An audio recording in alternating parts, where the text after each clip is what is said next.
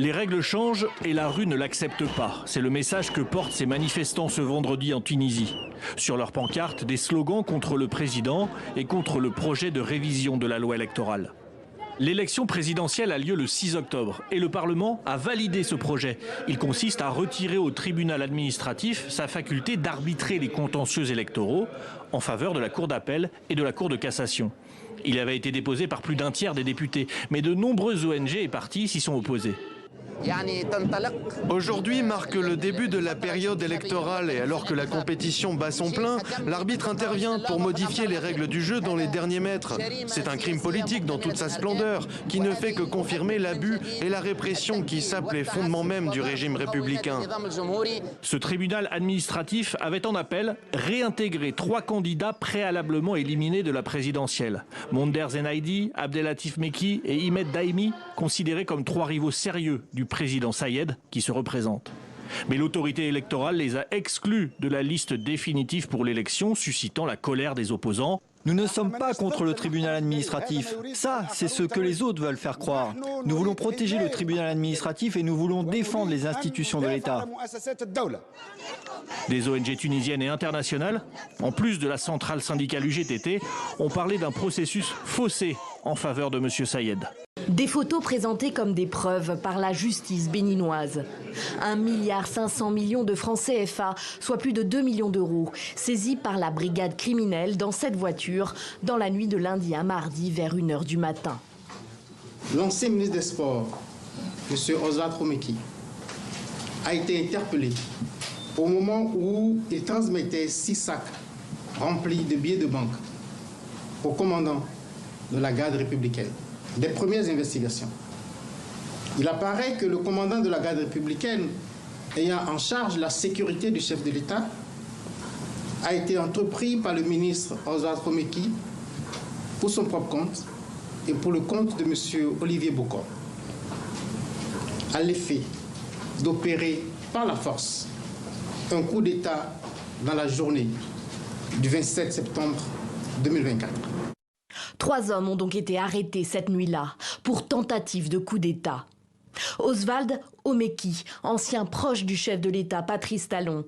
Il entre au gouvernement en 2016 après l'élection pour un premier mandat du président. Il sera ministre des Sports, du Tourisme, avant de démissionner l'année dernière, après avoir appelé à soutenir la candidature d'Olivier Bocor à la prochaine présidentielle en 2026. Olivier Bocor, justement, il a lui aussi été interpellé mardi matin. Cet homme d'affaires est un ancien intime du président Talon. Ses avocats sont sans nouvelles de lui et dénoncent un enlèvement. Le 3e homme placé derrière les barreaux s'appelle Djimon Dieudonné Tevo Edjré. Il commandait jusqu'alors la garde républicaine chargée de la sécurité du chef de l'État. Il aurait donc accepté de l'argent pour renverser le président Talon. Une enquête a été ouverte par la Cour de répression des infractions économiques et du terrorisme au Bénin. Elle vise à identifier si d'autres personnes sont impliquées. Patrice Talon achèvera son second mandat en 2026 après 10 ans au pouvoir. La constitution béninoise l'empêche de se représenter. En marge des assemblées générales de l'ONU, le président kényan William Ruto a rencontré jeudi le secrétaire d'État américain Anthony Blinken à New York. Cette rencontre fait suite à la visite d'État de William Ruto à Washington le mois dernier, marquant 60 ans de relations diplomatiques entre les deux pays. Lors de cet échange, William Ruto a remercié les États-Unis pour leur soutien qu'il estime crucial à l'Afrique, en particulier face aux crises en République démocratique du Congo et au Soudan. Ce soutien a par ailleurs été renforcé mercredi par l'annonce de l'ambassadrice américaine aux Nations Unies d'une aide de 424 millions de dollars pour le Soudan. William Ruto a également mentionné sa récente visite en Haïti, où le Kenya joue un rôle clé dans l'effort international de stabilisation.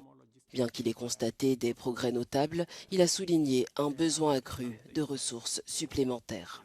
42 cercueils recouverts du drapeau sud-africain. Chacun renferme un militant anti-apartheid mort en exil avant l'abolition du régime en 1990. Des cadres de l'ANC, mais aussi de simples combattants. Après plus de 30 ans, ils sont de retour au pays et reçoivent les honneurs de la nation. Le retour de ces combattants de la liberté nous rappelle le calibre de ces activistes qui nous ont conduits sur le chemin de la démocratie. Il nous rappelle que, où que l'on soit et quoi que l'on fasse, nous sommes appelés à être des acteurs du changement. C'est la première fois que le gouvernement sud-africain entreprend un tel rapatriement de masse. Tout est parti d'une promesse du président en 2020 de faire revenir les corps de 3 figures de la lutte contre l'apartheid.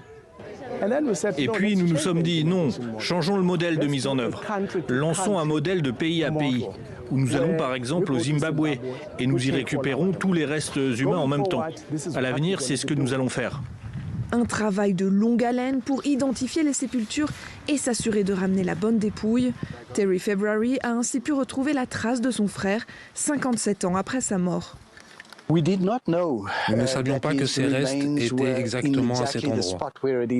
Nous cherchions depuis tellement d'années. Avec le concours du Zimbabwe et de la Zambie, il a été possible d'exhumer ces restes. De nombreuses familles ont ensuite pu assister avec émotion à leur retour en Afrique du Sud. C'est aussi pour elles, en reconnaissance de leur sacrifice, que ces rapatriements ont été organisés. En tant que famille, nous allons pouvoir faire notre deuil, car nos enfants ne l'ont pas connu. Ils ont entendu parler de lui, mais ils n'ont jamais connu l'homme. Donc c'est un moment que nous chérirons toute notre vie.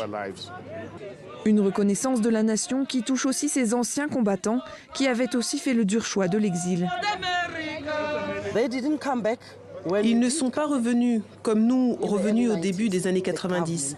Le gouvernement doit s'assurer que maintenant qu'il a lancé ce processus, il le mène à bien et qu'il ne s'arrête pas avant que chaque reste humain revienne au pays.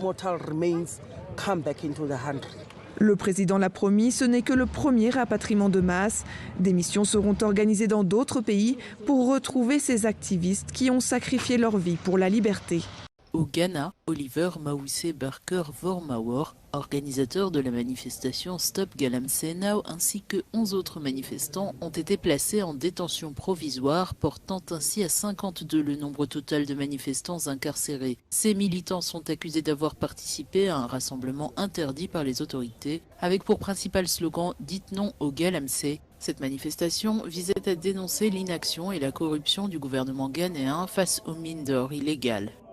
Les avocats de la défense dénoncent des conditions de détention inhumaines, affirmant que leurs clients ont été privés de nourriture, d'eau et d'accès à des installations sanitaires de base.